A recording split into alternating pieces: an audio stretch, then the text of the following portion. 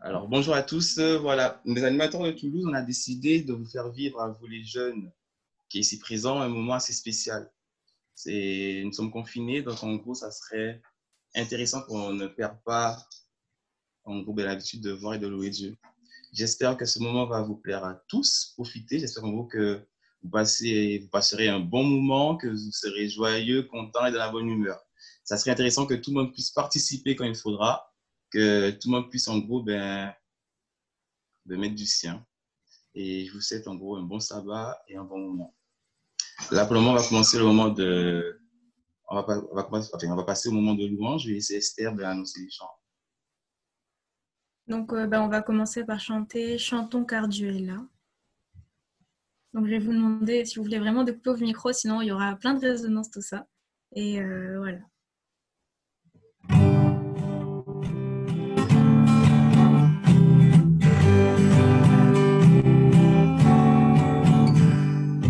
Chantons car Dieu est là, poussons des cris de joie, dressons-lui un trône de reconnaissance, un palais de louange. Chantons le roi des rois, son amour durera. Et quand on le loue, sa gloire descend sur nous dans son temple ici-bas. Chantons car Dieu est là. Jésus demeure au milieu de son peuple quand il vient le louer. Jésus demeure au milieu de son peuple quand il vient l'adorer. Chantons car Dieu est là, poussons des cris de joie, dressons-lui un trône de reconnaissance, un palais de louange. Chantons le roi des rois, son amour durera. Et quand on le loue, sa gloire descend sur nous dans son temple ici-bas. Chantons car Dieu est là. Nous sommes tous assemblés pour l'adorer avec nos instruments joyeux de ce que Dieu nous a donné. Faisons monter nos chants, chantons car Dieu est là. Poussons des cris de joie, dressons-lui un trône de reconnaissance, un palais de louange. Chantons le roi des rois, son amour durera. Et quand on le loue, sa gloire descend sur nous dans son temple ici-bas. Chantons car Dieu est là. On va passer au second chant, qui est Souffle, souffle de Dieu. Hop.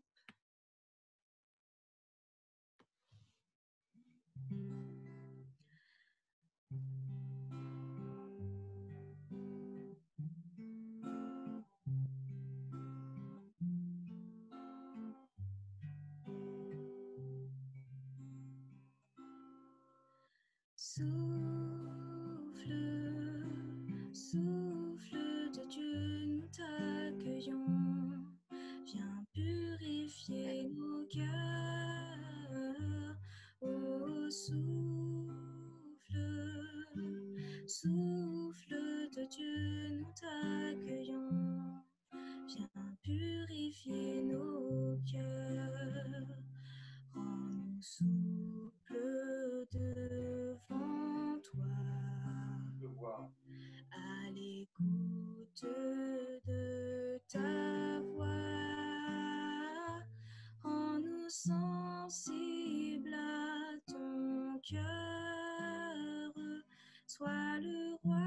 soit le Seigneur. Ô souffle, souffle de Dieu, nous t'accueillons. Viens purifier nos cœurs. Ô souffle, souffle de Dieu, nous t'accueillons. Viens purifier nos cœurs. Quand ton peuple s'humilie, renouvelle en lui ta vie. Chasse l'orgueil et la crainte et rends ton église sainte. Ô souffle, souffle de Dieu, nous t'accueillons. Viens purifier nos cœurs.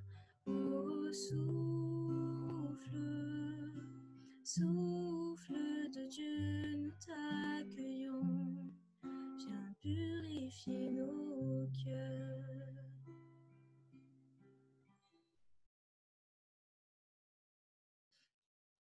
Et on va passer à notre dernier chant de ce moment de louange.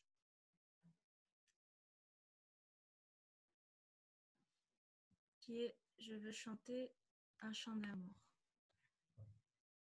J'espère que vous chantez chez vous et que... Voilà. Alors. Je veux chanter un chant d'amour pour mon Sauveur, pour toi Jésus. Merci pour ce que tu as fait. Tu es si précieux, Jésus mon Sauveur. Je suis heureuse, tu m'as donné ton nom.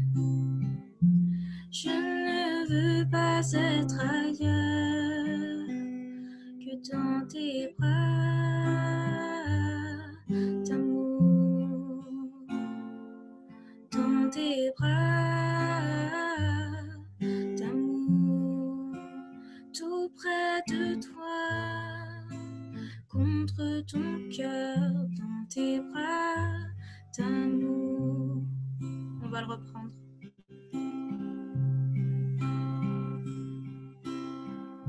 Je veux chanter un chant d'amour pour mon Sauveur, pour toi Jésus. Merci pour ce que tu as fait. Tu es si précieux, Jésus mon Sauveur. Je suis heureuse, tu m'as donné ton nom. Je ne veux pas être ailleurs que dans tes bras d'amour, dans tes bras d'amour, tout près de toi, contre ton cœur, dans tes bras d'amour. Amen. Amen. Je voudrais savoir si Benjamin voudrait bien faire la prière. Merci. Bien sûr, inclinant la tête. Notre Dieu, je te remercie pour cette semaine que tu nous as fait passer, ce ton divin. Merci de nous avoir gardés, de nous avoir protégés, d'avoir répondu à nos prières, de nous avoir accompagnés aujourd'hui. C'est ton jour de ton saint sabbat, c'est le jour de ton repos, du repos, pardon. Que tu puisses nous faire part de l'immensité de l'amour que tu veux nous enseigner en ce matin.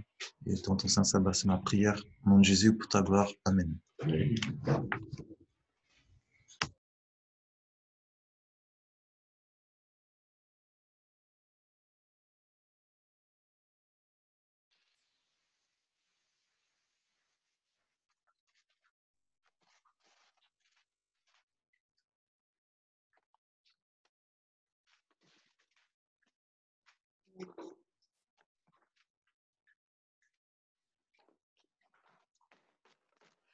Bonjour à tous. La séance est à présent ouverte. Donc, vous êtes priés de garder le silence tant que vous n'êtes pas invité à parler. Donc, Madame la procureure, c'est à vous. Mesdames et messieurs, nous sommes ici afin de rendre un verdict en ce qui concerne la tragique histoire de Monsieur de Lagrange. Au banc des accusés, nous avons 3 individus ayant pour chef d'accusation non-assistance de personnes en danger. Dans le but de clôturer cette affaire, nous avons besoin de votre aide afin de rendre un jugement le plus juste possible. Pour ce faire, vous écouterez la victime ainsi que les accusés à tour de rôle avec la plus grande attention, tout en relevant les points qui prouvent leur culpabilité ou leur innocence. Pour rendre votre jugement, vous en discuterez en petits groupes en reprenant les éléments que vous auriez relevés tout au long de ce procès, mais aussi en vous appuyant sur vos principes, valeurs et connaissances bibliques. Donc, je demande maintenant à la victime, Monsieur Lagrange, de bien vouloir se rendre à la barre. Vous pouvez commencer, maître. Merci, Madame la juge. Monsieur de Lagrange, vous avez été victime récemment d'une terrible tragédie. Dites-nous ce qui s'est passé.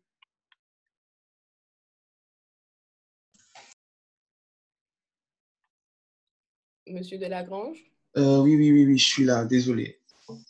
En fait, ben écoutez, c'est que c'était un samedi. J'étais allé faire des magasins.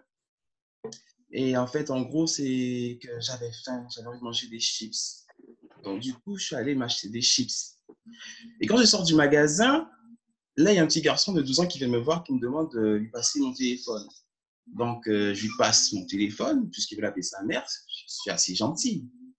Et là, en fait, il y a un autre camarade à lui qui me voit avec mes lunettes de soleil, des Ray-Ban, attention, et il me demande de lui passer mes Ray-Ban. Pas du tout. Je lui ai dit, mais non, vas-y, sors de là, ce sont mes Ray-Ban. Et là, vous savez qu'est-ce qu'il m'a fait, madame la procureure? Il m'a giflé. Et là, je dis, regarde, je dis, attends, il a 12 ans, j'en ai 22, comment il peut me gifler comme cela? Donc moi, je l'ai poussé.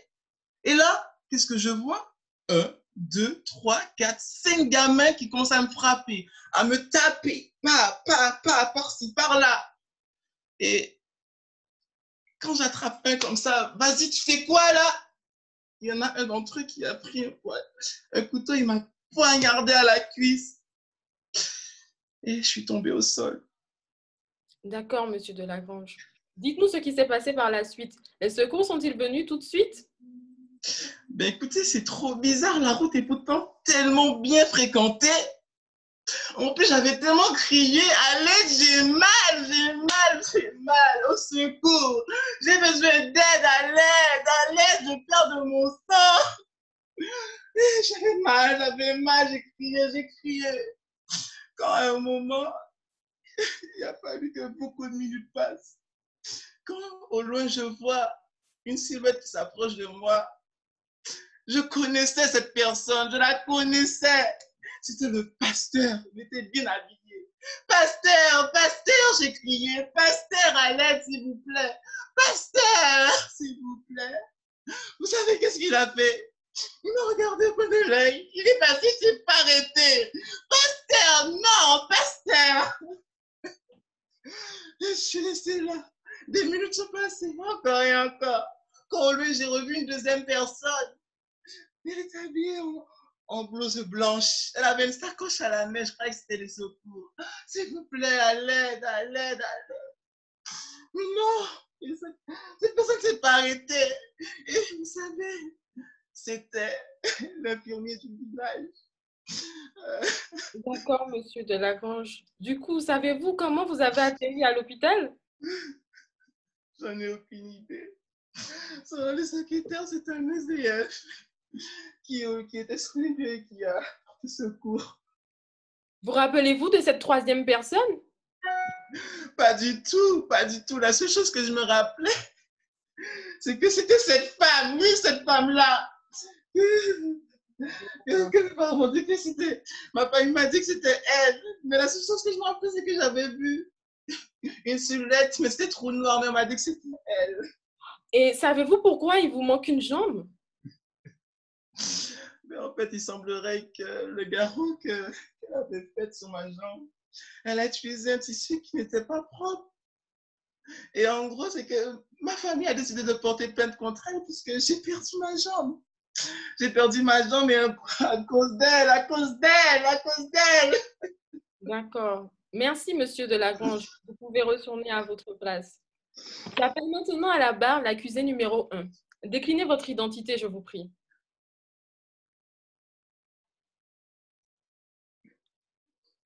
Je suis Monsieur Thomas, pasteur de profession. Jusqu'à présent, je n'ai jamais eu de problème avec la justice. Je suis un homme assez respectable et sans problème. Monsieur Thomas, la victime affirme que vous vous connaissez. Est-ce vrai? Non, absolument pas. Je n'ai aucune idée de qui est cette personne. Et puis, vu le nombre de fidèles que je rencontre tous les jours, vous savez, j'ai une grande église, je ne peux pas me rappeler de tout le monde, vous voyez. Il ment, votre honneur, il ment, c'est lui. C'est même lui qui a demandé ma radiation, il ment. Monsieur de Lagrange, s'il vous plaît, merci de ne pas interrompre l'accusé, je vous prie.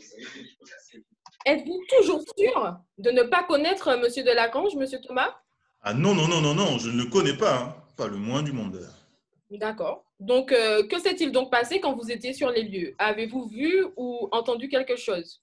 Eh bien, ce jour-là, c'était mon premier jour de pasteur. Et c'était moi qui étais à la prédication. Bien sûr, il fallait que je sois à l'heure, parce que, bon, voilà, je suis pasteur, c'est normal. Et sur les lieux, je n'ai absolument rien vu. Sinon, je ne me serais arrêté. Mais j'ai cru, il me semble, j'ai cru entendre un bruit assez sourd. Et vu l'heure, j'ai continué ma route, car je ne voulais pas être en retard pour mon premier jour, vous voyez, c'est normal. Mais ce n'est pas possible ça, il ment encore, il ment, il m'a vu. Il Monsieur de Lagrange, monsieur, Mais vous croyez quoi, Mathieu? Vous croyez quoi? Qu'en plus d'arriver en retard, j'allais me tacher de sang et de poussière, et en plus de tout ça, pour un homme, mais de mauvaise vie comme vous. Ah là là là, non, non, non, non, non. Hein. Monsieur Thomas, vous venez d'appeler la victime par son prénom, alors que vous venez de dire que vous ne le connaissiez pas. Vous venez tout juste d'avouer que vous n'avez volontairement pas prêté secours à votre victime. Prenez note, mes chers jurés. Je vous remercie, monsieur Thomas. Vous pouvez retourner à votre place. Passons donc à l'accusé numéro 2. Déclinez votre identité, je vous prie. Bien le bonjour, bien le bonjour. Donc c'est moi, c'est monsieur Fidèle. Donc je suis infirmier de profession. Par contre, je ne comprends pas qu'est-ce que je fais ici. D'accord? Je ne comprends pas parce que pour ma défense, j'avais un planning super chargé. Le Covid, tout ça, vous savez, c'est compliqué. D'accord. Mais vous êtes aussi passé sur les lieux. Reconnaissez-vous avoir vu la victime blessée sur votre route?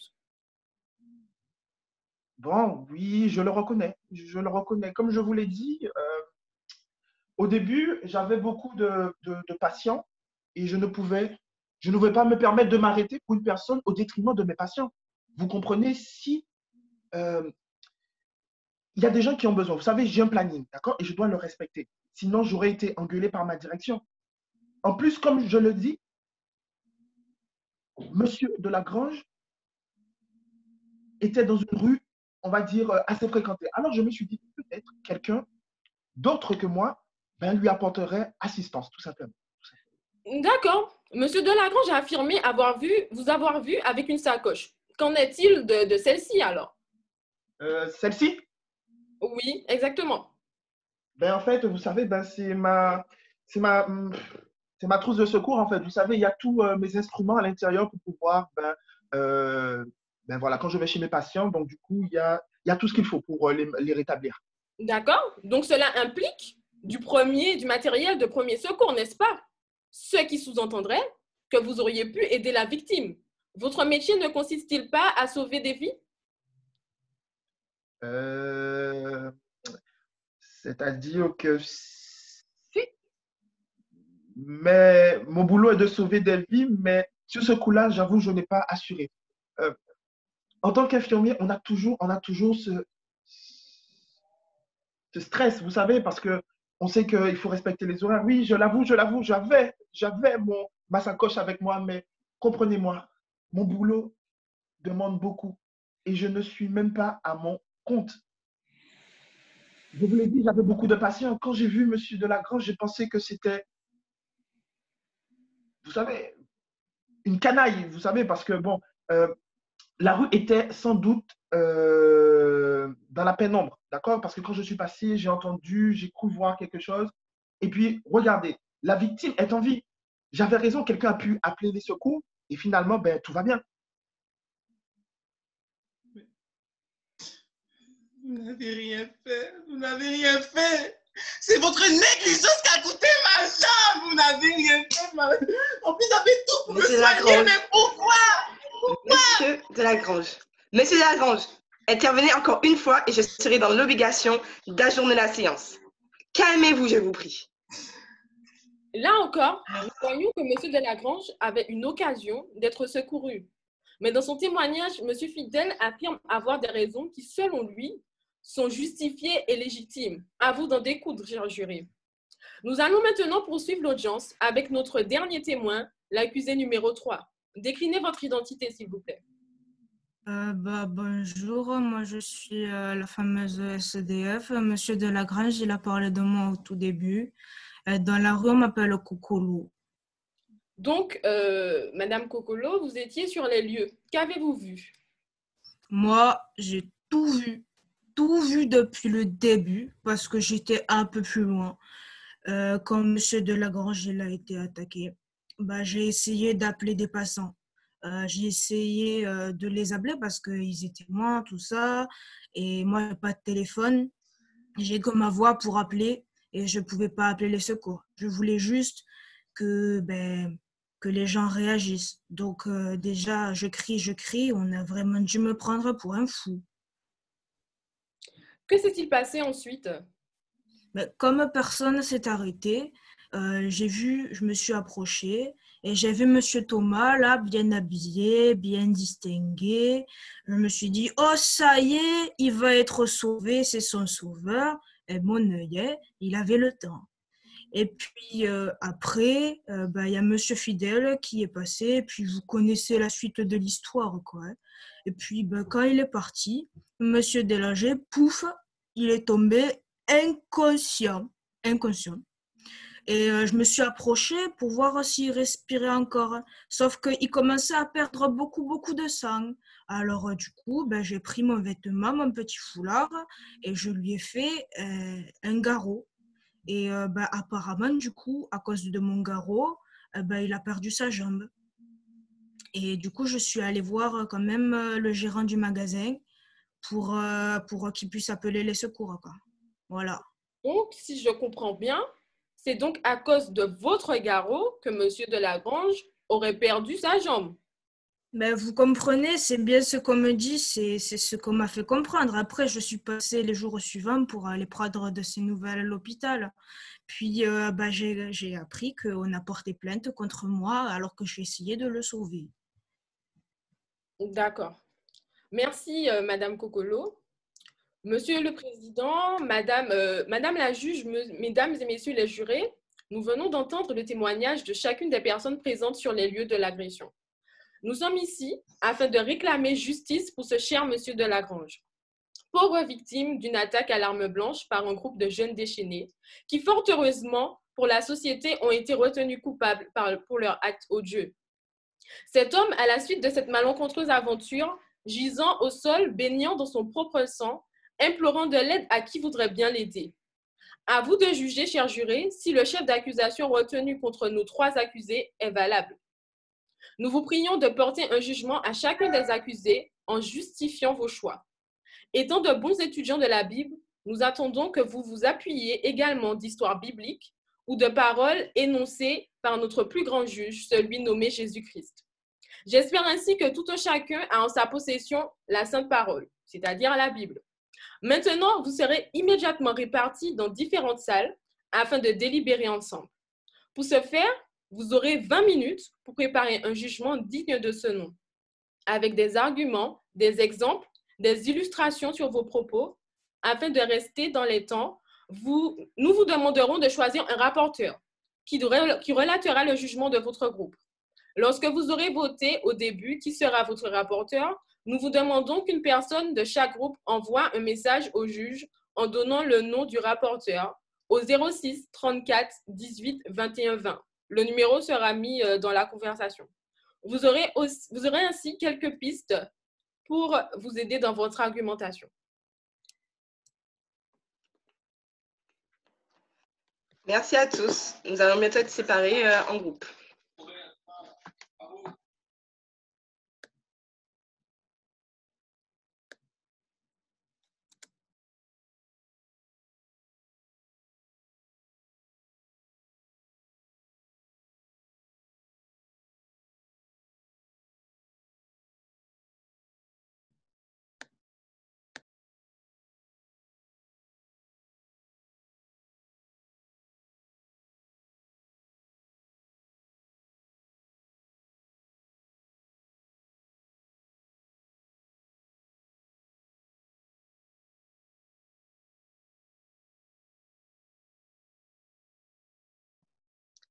Alors, est-ce que tout le monde est là? Oui.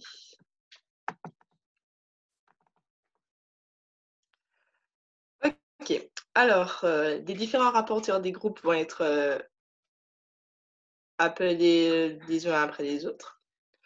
Ils devront donc relater l'argumentaire qui a été mis en place. Et voilà. À la suite, nous allons en discuter tous ensemble. Donc, je vais d'abord... Ah, attendez, il manque un groupe. C'est bon. Alors, je vais d'abord appeler Quentin pour qu'il puisse nous parler de son rapport. Peux-tu te manifester, s'il te plaît, Quentin? Ah ouais, sure. Ok, donc je voulais aussi dire que ce sera donc filmé. Donc, pour les personnes qui vont intervenir, si vous ne voulez pas être filmé, vous pouvez couper votre caméra. Quentin, on t'écoute.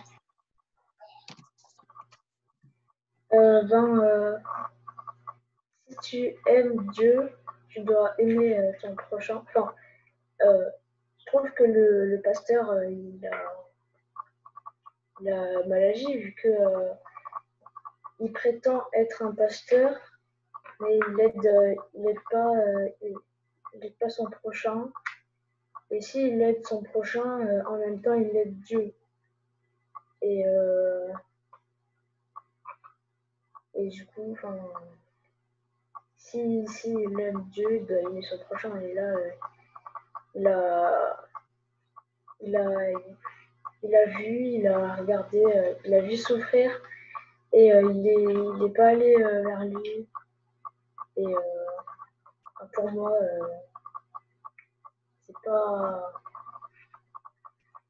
c'est pas ce qu'il prétend être. En fait. Il n'est pas ce qu'il prétend être. D'accord, donc vous, le pasteur, il est coupable ou non coupable? Coupable.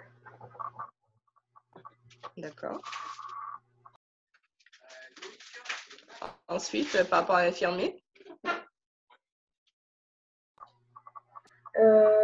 Si aussi l'infirmier, peut-être qu'il avait un rendez-vous important, mais quand tu vois quelqu'un souffrir, d'habitude, quand tu es un infirmier, tu vas l'aider, tu vas voir si tu peux l'emmener à l'hôpital ou voir si tu peux l'aider. Et il a juste tourné le regard et il est passé. D'accord, donc pour vous, l'infirmier est coupable ou non coupable? À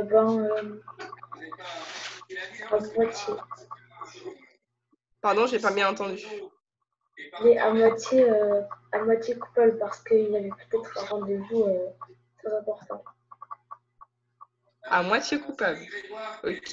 Et, Coupable, il est coupable, Quentin. Il avait des outils, il avait une mallette, Oui, c'est vrai, il avait de des quoi outils. aider. Il l'a pas fait. Et voilà, c'est ça. Ok, d'accord. Il est coupable aussi. Et SDF? La SDF, je trouve pas qu'elle est coupable vu qu'elle a essayé d'aider Monsieur de la Grange en faisant, je n'en rappelle plus trop comment ça s'appelle, mais avec son foulard.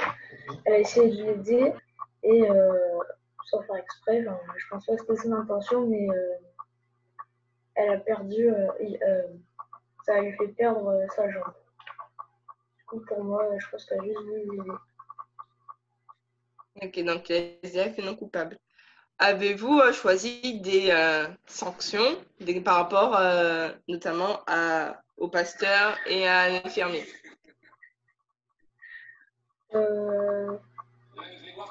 Non, on n'a pas parlé de ça.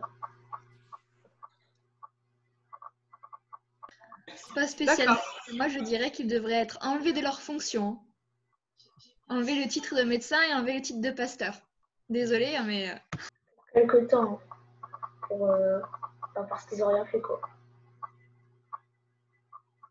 D'accord, donc enlever de leur fonction. Très bien, je vous remercie, Quentin et Éline. Donc ensuite, j'aimerais entendre Mana, s'il vous plaît. Vous m'entendez? Oui ou non? Ok. Donc, nous, on a décidé avec notre groupe qu'on allait... déjà, on a des versets qui vont s'adresser à chaque individu. Pour tous, on a le verset, enfin, qui s'adresse à tous, hein, surtout à Monsieur Fidèle et le pasteur. On a Proverbe 14, verset 21, qui dit « Une personne qui méprise les autres fait un péché, mais celle qui a pitié des gens sans importance est heureuse. » Pour le pasteur, on a Proverbe, verset 6, enfin chapitre 6, verset 12, et ceux d'après. C'est par rapport au menteur, parce qu'on pense que le pasteur est un menteur. Qui dit « Celui qui répand des mensonges ne vaut rien. Il fait du mal. Il cligne de l'œil pour tromper les gens.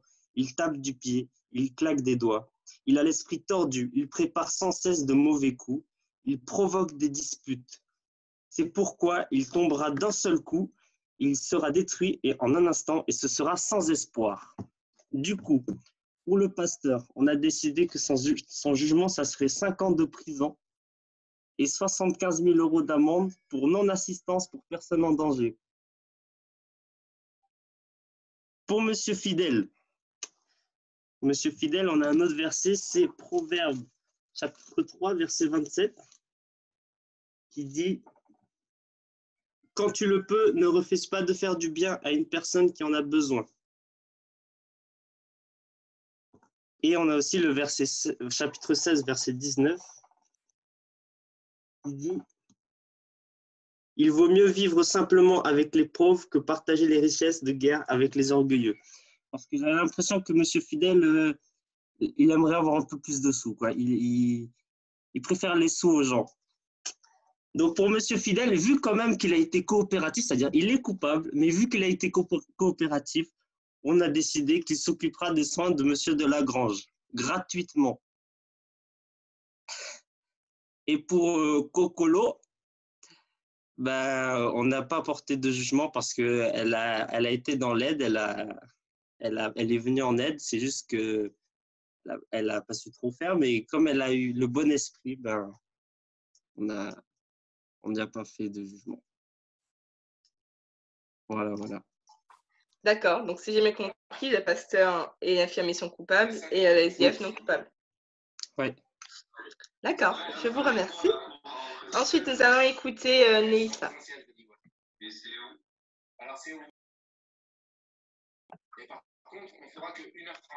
Neissa, es-tu là? J'ai oublié d'activer mon micro, désolée. Ah, d'accord, pas de souci. Avec mon groupe, on a décidé que c'était le pasteur et Monsieur Fidèle qui étaient effectivement les plus coupables dans cette situation. Dans un premier temps, le pasteur, parce qu'en tant que pasteur, c'est évident qu'il a étudié la Bible et qu'il connaît très bien le premier principe qui est que tu aimeras ton prochain comme toi-même. Donc, à quel moment tu passes devant un des tiens et tu l'aides pas, tout en sachant que c'est ce que Dieu aurait fait. Et lui, en tant que serviteur de Dieu, qui a une fonction dans l'Église, il n'a pas su respecter cette qualité fondamentale. Et du coup, pour lui, c'est le verset de Matthieu. Car on vous jugera du jugement dont vous jugez, et l'on vous mesurera avec la mesure dont vous mesurez. Après, personnellement, je ne vais pas le juger parce que qui suis-je en tant qu'être humain pour juger mon prochain? Mais nous savons, vous savez, nous savons.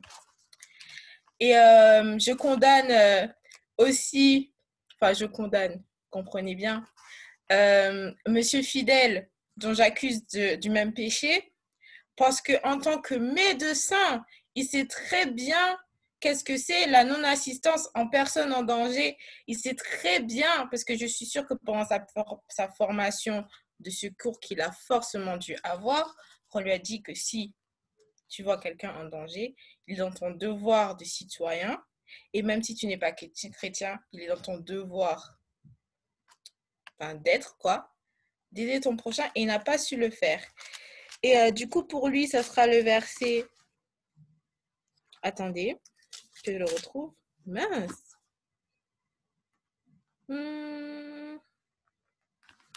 Ah, je ne sais plus c'est lequel, mais en tout cas, ça part du fait que si tu vois ton prochain avec une paille dans l'œil, tu dois l'aider à l'enlever même alors que tu as une poutre dans l'œil, un truc comme ça. Aidez-moi, s'il vous plaît. C'est Matthieu 7, verset 2 à 3, je crois. Attendez, 2 à 3. Ah oui, pourquoi vois-tu la paille qui est dans l'œil de ton frère et n'aperçois-tu pas la poutre qui est dans ton œil? Le pasteur et le médecin, ils prétendent avoir un rendez-vous important et ils ne peuvent pas s'arrêter pour aider. Mais je pense qu'ils ont mal choisi leur priorité, car Monsieur Delagrange aurait pu mourir, très certainement. Et je ne pense pas qu'aucun rendez-vous puisse être plus important que sauver la vie en danger de son prochain. Voilà. D'accord. Et est-ce que vous avez mis en place des sanctions pour les pasteurs et infirmiers? Non, mais je peux décider si vous voulez. Le pasteur, il est clairement pas qualifié pour être pasteur. Et aussi, il devrait refaire toute sa formation et étudier la Bible encore plus en profondeur pour lui rappeler un petit peu, vous voyez, qu'est-ce que la Bible dit.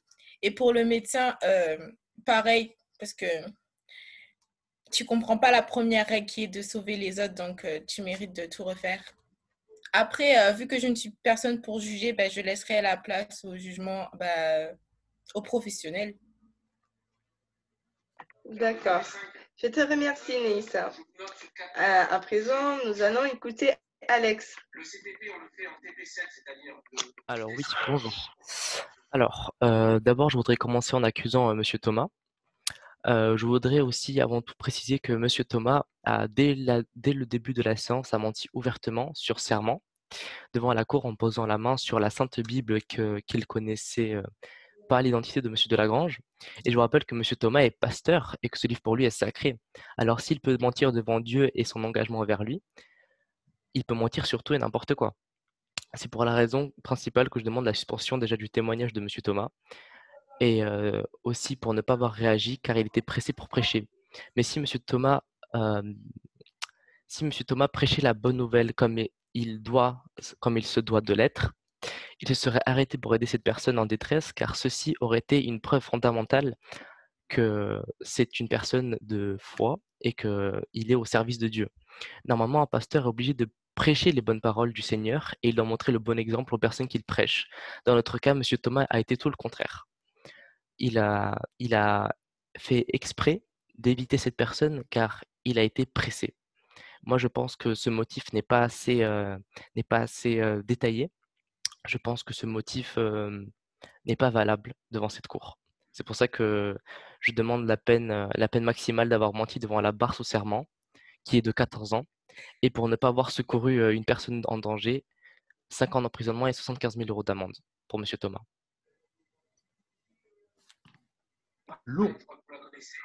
Donc 14 ans plus 5 ans de prison et 75 000 € d'amende, c'est ça? C'est ça. Pour M. Thomas.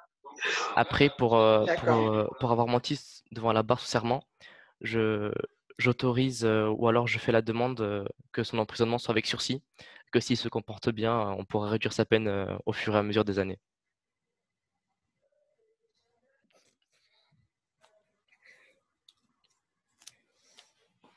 Maintenant, si possible, avec votre permission, j'aimerais passer à Monsieur Fidèle. Alors, Monsieur Fidèle, lui a été qualifié en termes de connaissances pour pouvoir aider Monsieur Delagrange, mais il a évité de porter son aide de secouriste, d'infirmier, car normalement, il a toutes les connaissances pour aider ce genre de personnes. Donc, c'est pour ça que je demande juste la peine de 5 ans d'emprisonnement ou alors 75 000 € d'amende de la part de Monsieur Fidèle pour ne pas avoir juste secouru Monsieur Delagrange qui était mis en danger, car Monsieur Fidèle pensait pouvoir bien faire, car il avait d'autres patients. C'est sa manière de penser et on ne peut pas juger une personne sur ses pensées. C'est pour ça que je pense que Monsieur Fidèle devra faire une peine minimale de 2 ans avec sursis et avec, on va dire, je pense, une amende de 50 000 €.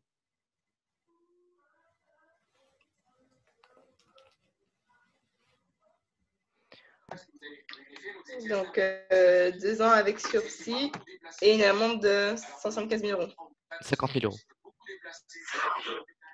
50 000, ok. Oui. D'accord. Et par rapport à SDF, avez-vous tiré des conclusions? À Madame Cocolo, je n'ai aucune accusation envers elle, car elle, malgré ses connaissances très faibles, elle a quand même su faire ce qui était juste. Malheureusement, ses conditions d'hygiène étaient très basses. Du coup, elle n'était pas au courant que son écharpe pourrait créer une infection sur la plaie de Monsieur Delagrange. Et elle a fait le strict minimum qu'elle pensait faire du bien à Monsieur Delagrange. Mais je pense qu'on devrait quand même voir plus les bonnes côtés des choses de ce que Madame Cocolo a fait. Elle a réussi à arrêter l'hémorragie. Elle a sauvé Monsieur Delagrange, même si cela a dû perdre sa jambe. Et surtout qu'elle a vu qu'elle ne pouvait pas faire rien de plus. Elle a appelé quand même les gérants du Intermarché qui étaient en face. Et surtout, je pense qu'on devrait pas du tout accuser Madame Cocolo, car ça a été c'est le témoin principal de cette histoire. Car si on arrive à mettre Madame Cocolo en confiance, elle pourrait nous dire qui sont les personnes qui ont vraiment agressé Monsieur Delagrange, et elle pourrait nous aider à dévoiler leur visage et aussi accuser les vrais meurtriers de cette histoire. Très bien, je vous remercie. Nous allons maintenant écouter Andri et Lirazo. Bonjour à tous, bonjour messieurs les jurés, bonjour madame la juge, bonjour monsieur le procureur. Donc nous avons retenu les charges intégrales contre monsieur Thomas, profession pasteur, et monsieur Fidèle, profession infirmier. Ils sont tous les deux accusés de non-assistance à personne en danger, d'après le code pénal 236-6, notre code, et qui encourt une sanction de 75 000 € et de 5 ans de prison. Concernant notre code pénal spirituel, nous allons contre les deux personnes, donc dans l'article de Jacques, numéro 2, alinéa 17, qui est « Il en est ainsi de la foi, si elle ne se manifeste pas par des actes, elle n'est qu'une chose morte ». Cela est valable pour M. Fidèle et pour M. Thomas. Ensuite, dans notre code pénal spirituel, premier article de Jean, alinéa 4-8 et 12, il est écrit « Ceux qui n'aiment pas ne connaissent pas Dieu, car Dieu est amour ». Et on ajoute cela, le numéro 12, personne n'a jamais vu Dieu, mais si nous nous aimons les uns les autres, Dieu vit en nous et son amour en nous est parfait. On voit très bien que pour monsieur le pasteur, cela est resté une théorie. Dernier article qui est dans le livre de Jacques, donc numéro 1, alinéa 27, il est écrit, donc pour terminer, « Voici ce que Dieu le Père considère comme la religion pure et authentique. prendre soin des orphelins et des veuves dans leur détresse et se garder de toute tâche due à l'influence de ce monde. On voit très bien ici que Madame Kokolo n'est pas une veuve ni une orpheline, mais c'est néanmoins une personne en détresse et qui était dans le besoin. Non, pardon, je me trompe, c'est monsieur, monsieur de la Grange, de la Frange, de la Grange, oui. Donc, même si... qu'est-ce qu'il est écrit dans mon rapport? Je ne sais pas. Même si donc, voilà, donc, nous avons décidé... la peine donc, théorique pour cette peine est de 75 000 € et de 5 ans d'emprisonnement. Mais notre juge ici présent, Jésus-Christ, a tout payé. Donc, voici les sanctions que nous allons retenir contre ces deux personnes qui pourront réparer leurs fautes. Monsieur Fidèle, monsieur l'infirmier, donc, vous allez aider quotidiennement monsieur de la Grange dans sa vie de tous les jours, parce que c'est votre formation principale, pendant 1 an complet. Ensuite, monsieur Thomas, pasteur, vous allez devoir faire 1 an de plus à Collonges. Vous allez devoir écrire un mémoire sur le thème de Bon Samaritain. Ensuite, pour les deux personnes, monsieur Thomas et monsieur Fidèle, vous allez devoir vous acquitter intégralement et de manière égale les frais encourus aux dommages subis par monsieur de la Grange. Pour vous deux, vous allez à la suite de vos 1 an, donc 1 an d'aide pour monsieur l'infirmier et 1 an de mémoire pour monsieur le pasteur, vous allez devoir aider les amputés en Inde pendant 1 an, pendant 1 an de plus. Voilà, toutes les charges contre Madame Kokolo ne seront pas retenues. Néanmoins, nous allons devoir lui payer une formation de premier secours, comme ça, gratuite et complète, pour pouvoir faire un garrot correct pour la prochaine fois si ça lui arrive. Voilà, donc ce sont les sanctions que nous avons préconisées, nous. Je vous rends la parole, Madame la juge. Très bien, je remercie toutes et tous les intervenants pour le rapport. Nous allons maintenant écouter les conclusions de Madame la procureure.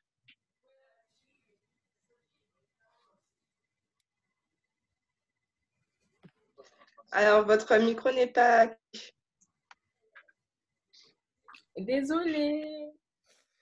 Merci, Madame la juge.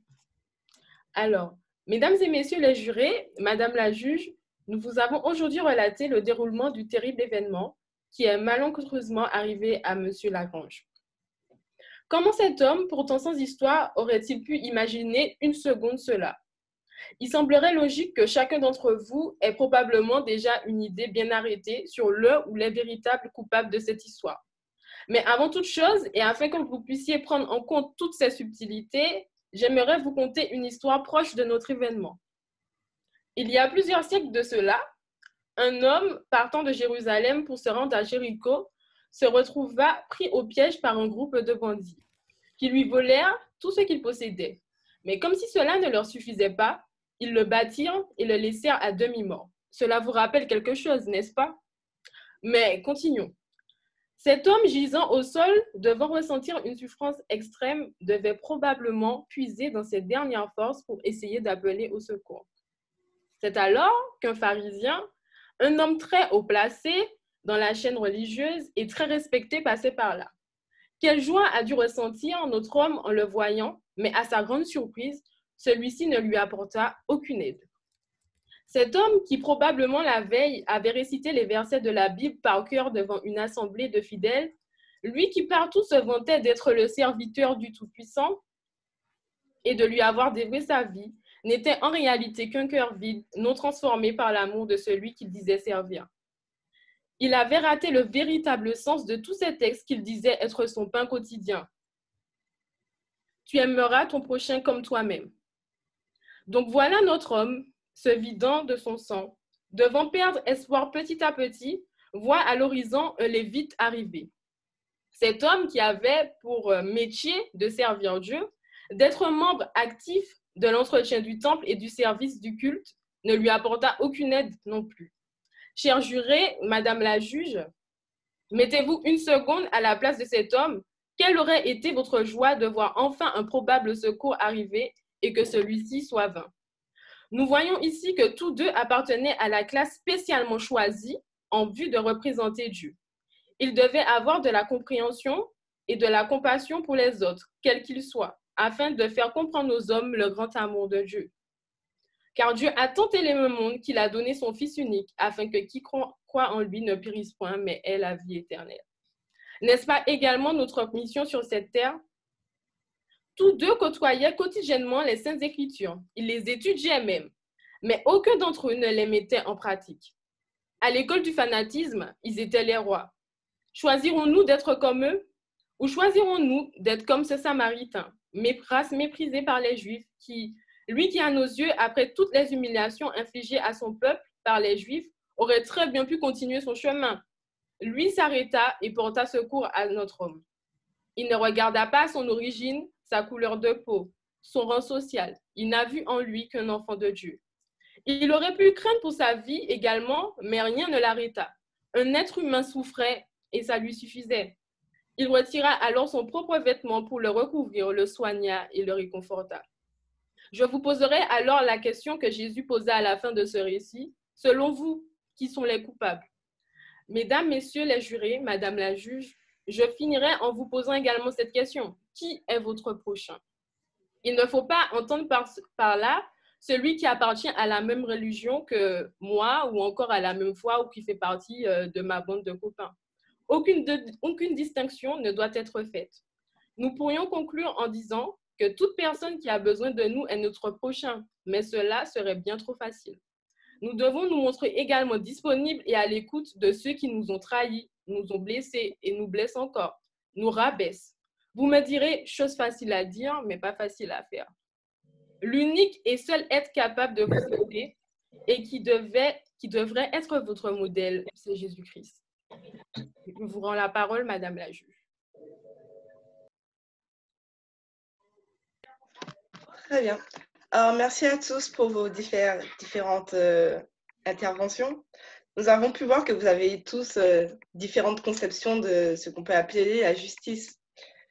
Nous avons certaines personnes qui préfèrent la prison, d'autres qui proposent des amendes et d'autres encore qui proposent plutôt des réparations plutôt au niveau de l'aide à la personne et pour apprendre aussi des leçons pour soi. Donc, ce qui a été retenu comme... alors, tout d'abord, les coupables retenus sont donc Monsieur Thomas, pasteur, Monsieur Fidèle, infirmier, et aucune charge n'est retenue contre Cocolo. Pour le pasteur, qui a déjà dans un premier temps, comme certains l'ont souligné, menti sciemment aux autorités et devant nous tous, nous préconisons, alors dans un premier temps déjà, il va devoir refaire sa formation, notamment, comme Andri l'a proposé, un mémoire.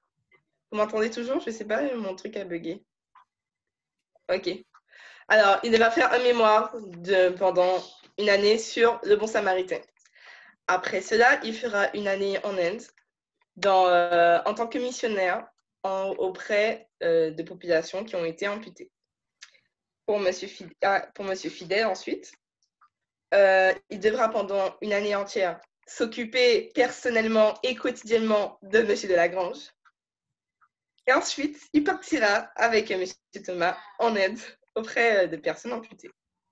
Par ailleurs, ces deux accusés, ces deux coupables, auront également à s'occuper, à prendre en charge les différents soins en rapport avec l'amputation donc, de Monsieur dans la Grange.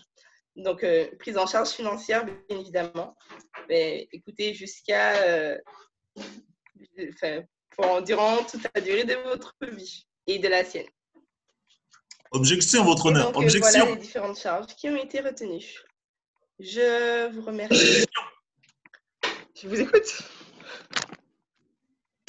Madame Kokolo ou Monsieur Monsieur Kokolo? Thomas. Oui. Madame Kokolo n'a aucune charge alors qu'elle lui a coupé la jambe. Elle devrait payer aussi. Alors, tous les groupes, tous les jurés d'assises ont conclu que Madame Kokolo avait fait preuve d'actes de bienveillance et d'actes héroïques au passage pour elle avoir porté assistance, même si ça ne s'était pas bien passé. Elle est partie d'une très bonne intention, même si finalement il n'y avait pas eu de résultat concluant. Donc, c'est la raison pour laquelle aucune charge n'a été retenue contre elle. Merci, madame. Merci. Donc, je vous invite, pour conclure, à prier avec moi. Donc, inclinez vos têtes et fermez vos yeux.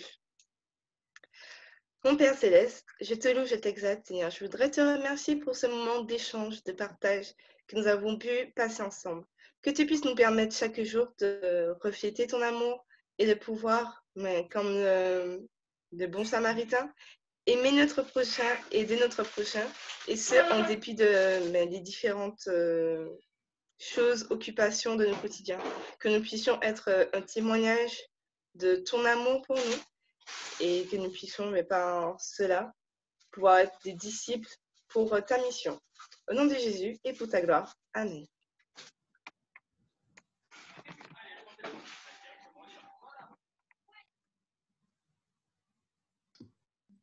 Nous allons avoir notre dernier chant avec Esther. Change mon cœur, Seigneur, et purifie-moi. Je vous invite donc à couper vos micros et de chanter avec moi « Change mon cœur, Seigneur ».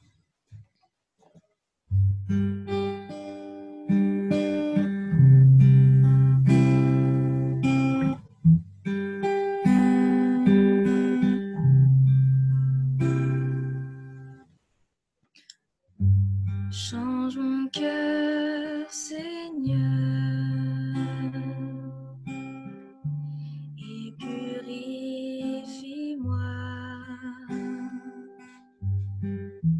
Change mon cœur, Seigneur, que je sois comme toi.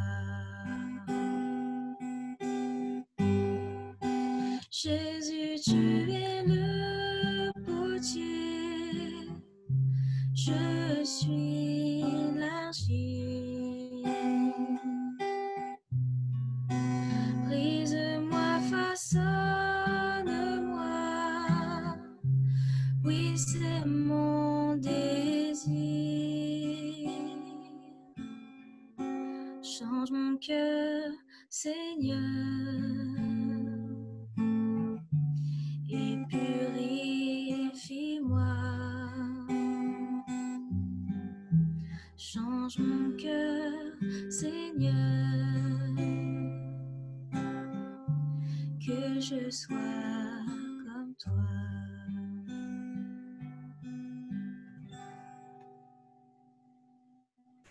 Merci à tous. Change mon cœur, Seigneur, et purifie-moi. Voilà, nous arrivons en termes à ce moment-là. Il est vrai qu'en gros, on aurait aimé, j'espère pour certains et que pour tous, qu'en gros, que Dieu puisse changer notre cœur. Voilà, malheureusement, on est dans des circonstances qui font qu'on ne peut pas se voir tous ensemble, qu'on ne peut pas en gros louer Dieu tous ensemble. Nous, les animateurs de Toulouse, on vous proposait en gros de vivre des instants comme ça, au moins un samedi sur 2. Ce culte-là qu'on nous a présenté, c'est le culte qu'on devait faire samedi dernier en présentiel. Voilà, on a fait un sondage. Durant le sondage, j'ai publié certains propos. Il y a certains jeunes qui ont dit qu'ils avaient peur, en gros, de s'éloigner de Dieu pendant ce confinement-là. Je sais également que par rapport à certaines activités qu'on a pu faire ensemble, qu'il y a certains d'entre vous qui peuvent, en gros, avoir des moments de faiblesse, des moments de difficulté. La question que moi, je me suis dit, la réflexion que j'ai eue, c'est que je me suis dit, comment on peut venir en aide à notre prochain si nous-mêmes, parfois, on est appeinés, on est attristés, ou en gros, on a notre propre épreuve. J'ai pu l'expérimenter aussi. C'est vrai que parfois, on a énormément en gros de fardeau, on a énormément de choses qui nous pèsent, qui nous empêchent de voir ce qui se passe autour de nous. Là, on a eu en gros l'exemple de la victime qui, lui, était blessé physiquement. Mais malheureusement, il y a des personnes qui sont blessées intérieurement et moralement et spirituellement. Quel est notre rôle à nous en tant que jeunes chrétiens auprès de ces jeunes-là? Comment on peut venir en aide à des jeunes qui souffrent intérieurement si nous-mêmes on souffre? Ces derniers temps, pour ceux qui le savaient, voilà, moi aussi, ça n'allait pas très bien. J'ai pu expérimenter sur le fait qu'en gros, j'allais pas très bien. Donc, du coup, j'avais remarqué aussi que mon comportement avait changé avec autrui. À un moment, j'avais voulu, en gros, tout lâcher, tout laisser tomber également. Sauf en gros, Dieu, il a été là, il m'a dit, mais Jérémy, mais comment tu peux ne pas faire la mission que, en gros, j'ai mis là pour toi? Comment, en gros, tu veux tout abandonner? Alors qu'en gros, l'erreur que tu fais, tu veux tout faire de toi-même, tu vas avancer de toi-même, alors qu'en vrai, la peine que tu as, il suffit juste de le déposer entre mes mains. Donc, en gros, j'ai chanté, jusqu'au moment où je me sentais assez en courage pour enfin fléchir les genoux et prier et dire, Seigneur, mais voilà, Père, j'en ai marre, en gros, d'avoir cette charge qui me peine. Voilà, je suis fatigué, en gros, de ne pas pouvoir aller vers les autres. Je suis fatigué, en gros, Seigneur, de ne pas faire ta volonté. Seigneur, voilà, je t'en supplie, prends cette charge et donne-moi cette paix ancienne. Donc voilà, j'aimerais également, vous les jeunes, je sais que c'est compliqué avec les épreuves, les évaluations, les mémoires, peut-être en gros avec vos vies personnelles ou peut-être en gros avec vos tracas, les choses qui vous pèsent. Je vous invite, là, en cet instant, on aura un chant, à écouter les paroles qui seront dites et que si réellement les paroles vous touchent, je vous invite à juste fermer les yeux, à déposer toute chose, tout élément, tout événement, toute bataille, toute épreuve qui vous pèse dans les mains de notre Seigneur. Puisqu'en gros, en tant que chrétiens, nous sommes censés là pour briller. Comment briller si nous-mêmes, on est chargés? Comment briller si nous-mêmes, en gros, on est préoccupés par nous-mêmes, par nos épreuves? Jésus, il est là, il attend qu'une chose, que nous fassions le pas, que nous venons vers lui afin que nous soyons des bons disciples et que nous puissions également rendre ceux qui sont autour de nous également de bons disciples, en gros, d'être des bénédictions. J'ai invité Laura à chanter ce chant-là, le dernier chant qu'on aura et écouter, voilà.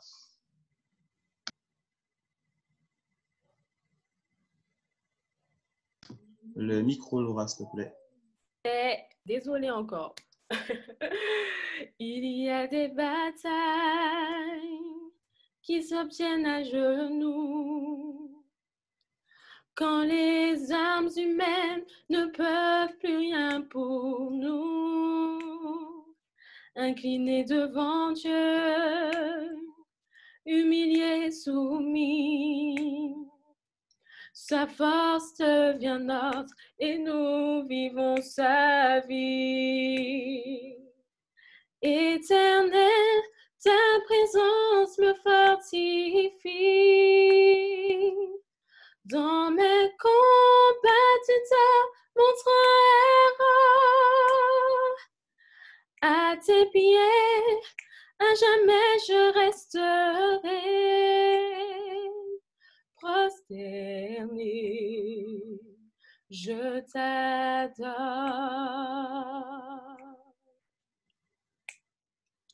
Il y a des victoires qui s'obtiennent à genoux, quand les larmes et les cris n'ont rien pu faire pour nous, ayant pour ultime choix de tout abandonner à celui qui pour nous a déjà tout gagné. Éternel, ta présence me fortifie. Dans mes combats, tu te montres héros. À tes pieds, à jamais je resterai. Prosterné, je t'adore.